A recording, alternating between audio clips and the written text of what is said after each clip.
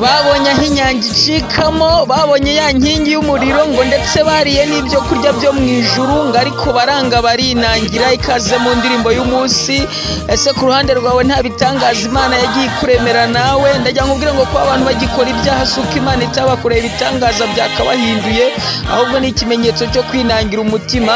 Ariko umuhanuzi yarahanuye Yesaya ngo umwami Imana aramutse anzibuye ugutwi ngo ntabwo nasubira inyuma ngo mbi ikigande. Nawe fata umwanzuro, birashoboka. Amen.